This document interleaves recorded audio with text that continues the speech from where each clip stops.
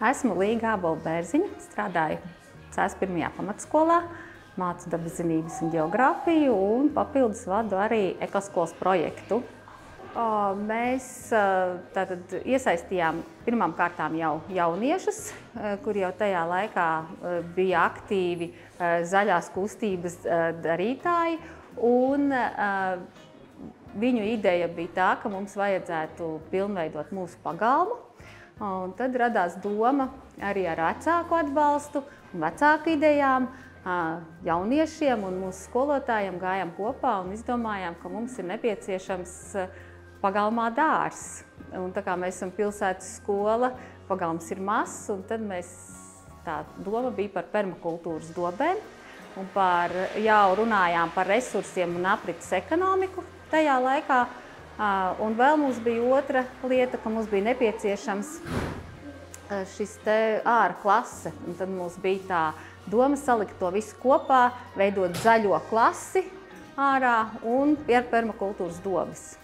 Tad, kad mēs sākām būvēt šīs te permakultūras kastes, tad izrādījās mūsu ideja bija tā, ka ir vajadzīgs stikls, lai bērni varētu redzēt cauri, kas tur notiek ar šiem te zaļajiem atkritumiem un kā viņi sadalās un kas būs pēc tam. Skolēni katrā ziņā ir ieguvuši tādu vidi, kur gan atpūsties, gan arī mācību procesu veikt, jo arī tas bija, kad mums mainās mācību šīs te kompetences izglītība tiek ieviesta ar šo pašu laiku.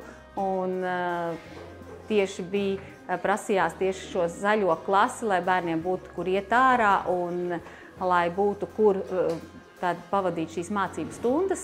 Un tad mums tā arī notiek, kā daudz vizuālās mākslas skolotāji iet ārā, matemātikas skolotāji iet laukā un izmanto gan tos soliņus. Un, protams, dabaszinībās mēs izmantojam arī šīs te permakultūras kastes un audzējam jau augus.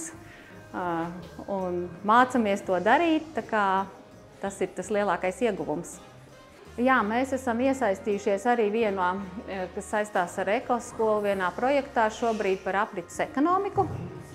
Un jaunieši jau izstrādā šīs te idejas, un mēs arī gatavojamies veikt monitoringu šiem te atkritumiem.